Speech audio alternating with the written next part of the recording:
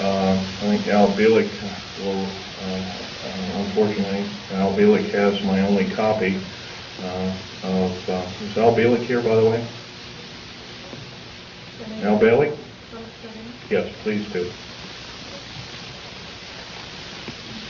Richard Souter's book, he's a PhD architect, and he's written, he alone also is risking his life by talking about this. He worked with a number of government agencies on deep underground military bases.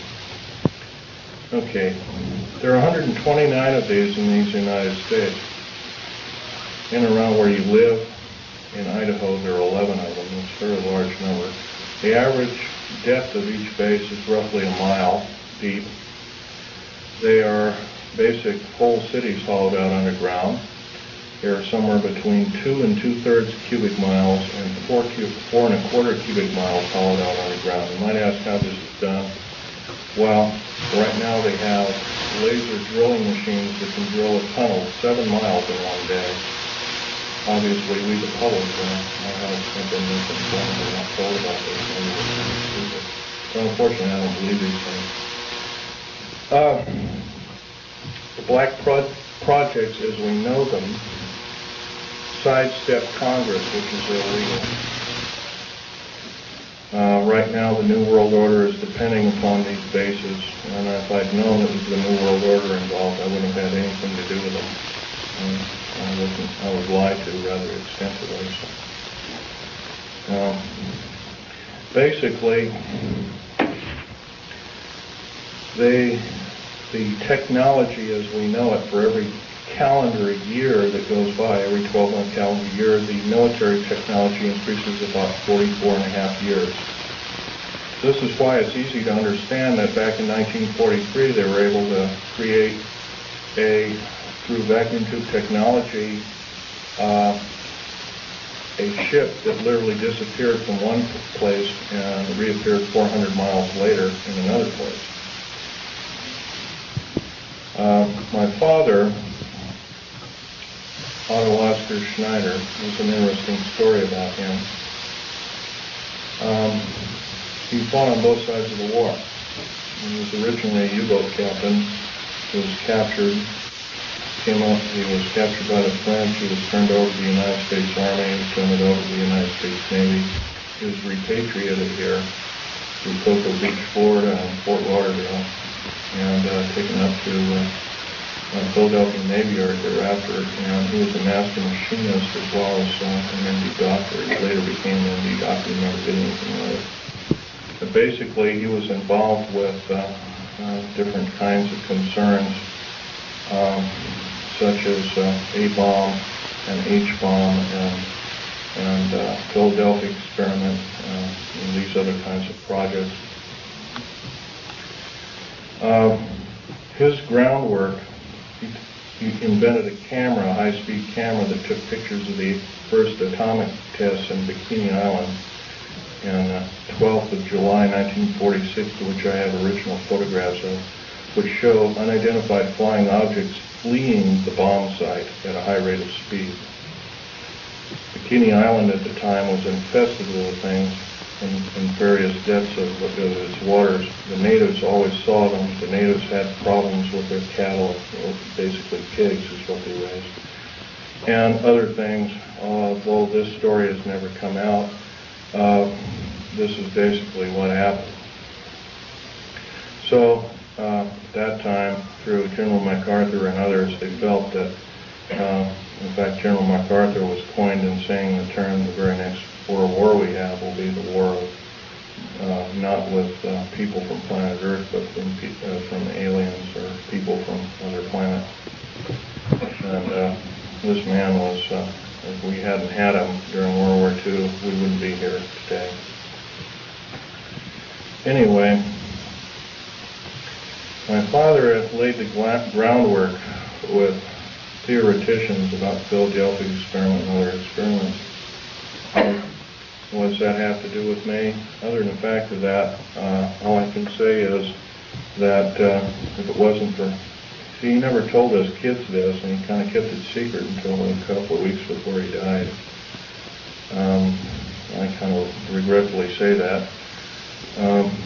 I don't agree with what he did on the other side of the pond in Nazi Germany, but I'll tell you one thing. I think he had a lot of guts in coming here and doing what he did. He was hated in his own land. In fact, there was a $1 million in gold reward for anybody who could kill him. Just bring the picture back of the dead person, and it never happened. Anyway, back to topic number one is dumb bases or deep underground military bases. We've been basically lied to, folks. We've been lied to a long time. Number one, the alien question. Nobody really knows the truth. We've been ruined by Madison Avenue has painted a very unrealistic picture of what's going on with outer space aliens and the inside of government, especially at Groom Lake. This particular facility, the hat shows, this wasn't the original insignia. This is kind of like a local fish wrapper type insignia. And the original insignia had a skunk on it because I was part of the infamous skunk words. So anyway, this particular base originally is housed up to 117 live alien critters, or whatever you want to call them. Right now, it's not housing much of anything. Most of the stealth hardware has been removed. They moved it over to Kirtland Air Force Base.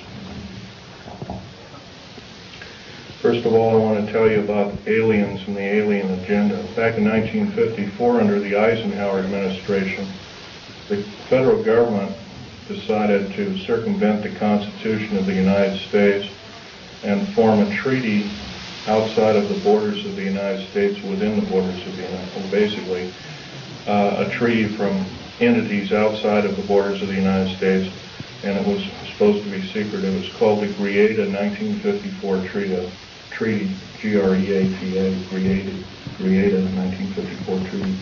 That basically said that the aliens could take a few cows and test their implanting techniques on a few human beings, but they had to give detailed lists of the people involved, etc., etc. Slowly but surely, the outer space aliens slowly altered the bargain until they decided they wouldn't go by it at all. And back in 1979, this was a reality. The firefight occurred kind of quite by accident.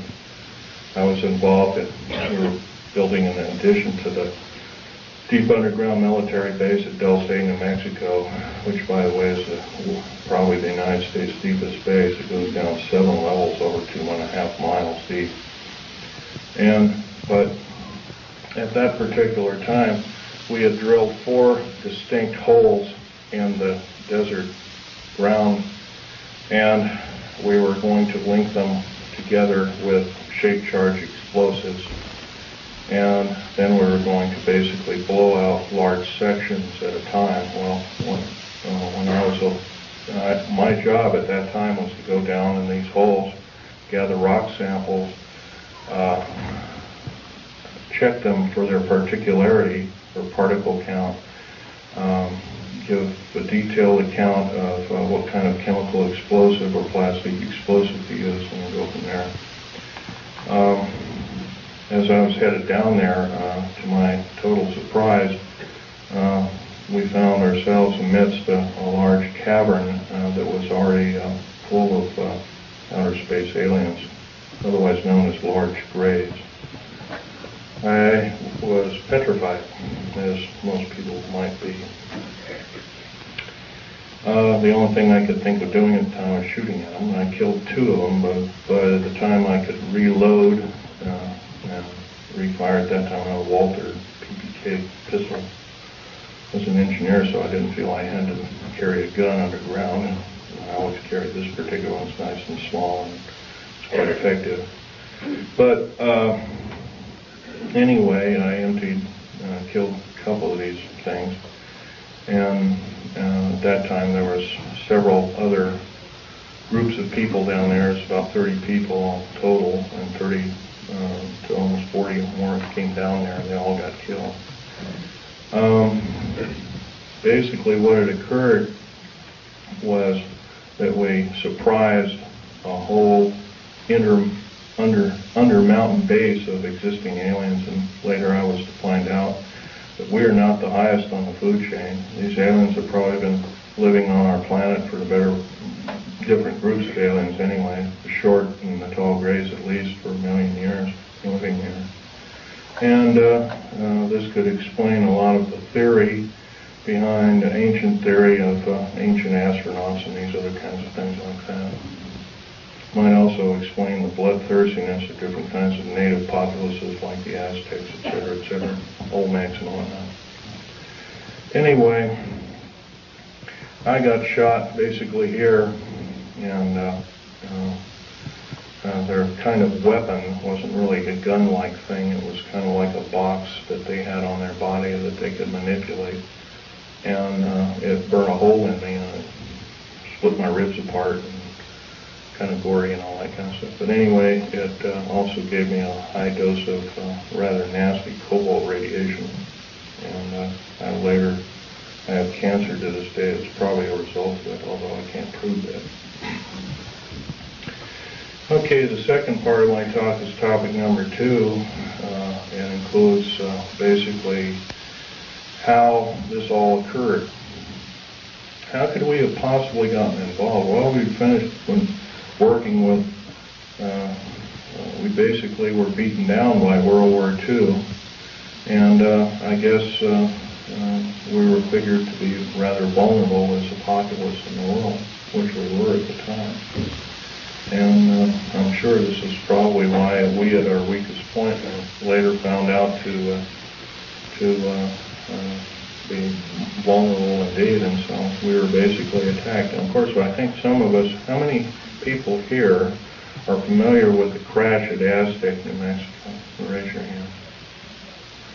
Okay, in 1947, sometime in July of 1947, there was a large crash of a flying saucer. I believe it had 7 or 8 alien critters, or whatever you want to call them, aliens in them. 1 survived, and I believe 6 or 7 were, I don't know the whole story about the whole thing. And one of the artifacts I have here on the table is when I was a young child. I was about 14 at the time. I had a friend of my father was Sir Johnny Rawlins. He had a British Naval Intelligence, and I asked him if I could have a piece of metal of this crashed disc, and my father protested violently. But anyway, Johnny Rawlins said, "Sure, I can give you a little piece," and he gave me a little piece. I've had them in my collection ever since. That was kind of like the small start of a collection. But other than that, UFOs really wasn't my bag until I started work at Area 51, which is in the Nellis Air Force Base north of Las Vegas, Nevada. Going back in 1979 in a firefight, it took me about 2.5 years to recuperate, enough that I could go back to work. But I did. I survived. I went back to work through Morrison Knudsen and EG&G and Bechtel and Page and other construction outfits at the time. Anyway, at Area 51, they were testing all kinds of very peculiar spacecraft. I think you're also, how many people here, for instance, are familiar with Bob Lazar's story? Good. That's a good group indeed. I'd suggest more of you buy his, or obtain his tape or borrow his tape and read some of the publications. He was a physicist who worked at Los Alamos National Laboratory at Area 51, trying to decipher what was the propulsion factor of basically these alien spacecraft, these discs and other kinds of type of craft. So, but there's another thing I want to talk to you about other than all this stuff about deep underground military basing that might be effective. We're all basically here as kind of like a captive audience, except that we're all worried about the strange activity of our federal government. I'm very worried about it.